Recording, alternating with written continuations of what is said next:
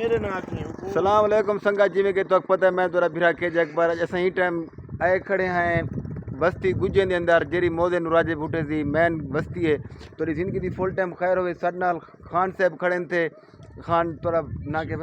शफाउल्ला खान साहब माशाल्लाह रेड कौम नाल ताल्लुक रखे सारे इलाके दे यहाँ को मान हैं बल्कि माशाल्लाह सारे ही टाइम पावे बैठे थे तोरी जिंदगी दी फुल टाइम खैर होवे ता हुण पावे दा क्या जेरे सिलाब आ गए पावे दा लुढ़ गए तोरी जिंदगी दी फुल टाइम खैर होवे तो ही टाइम देखो खान साहब दा देरा भी ढह गए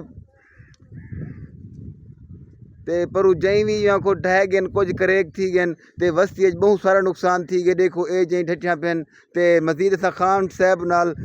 गाल करे सूं खान साहब क्या हाल है ठीक है वे ठीक अल्लाह दा शुक्र तुसा सुनाओ ठीक हो शुक्र है अल्हम्दुलिल्लाह खान साहब कुछ आखसो अवाम को अवाम अग तो तुरे यहाँ को गाल पुजावे मरियम नवाज ताई बिल्कुल आखसू सही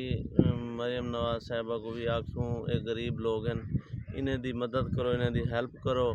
ये दिहाड़ीदारी बस्ती दे लोग रहने जिन्हें दे कच्चे मकान बिल्कुल ढह गए हुण शोदे उन्हें दी छत बिल्कुल कहनी हुण उतू सरजे आने पेन सरजे दे विच भी रहण वास्ते उन्होंने को परेशानी थी ते बिल्कुल शोदे परेशान हैं सारे अपने भी जी ढह गए जेड़े बाकी बच्चा खड़े वो करक थी गए वो बहन दे काबिल कहनी असा इहो कुछ आखसूं जेड़े दोस्त मदद करना चाहते हैं इत्थे ही आवें लोग हुण हटदे पेन सफेद पोश लोग जेड़े ना वो कहनी गए कैंपां दे विच वो साइड ते रह गए रिश्तेदारां कोल जिवें कोई ताल्लुक वाली जगह दे हुण आंदे पेन उन्हां को तुहाडी मदद की बहुत ज़रूरत है अगर आ सकते हो तो तुहाडी मेहरबानी होसी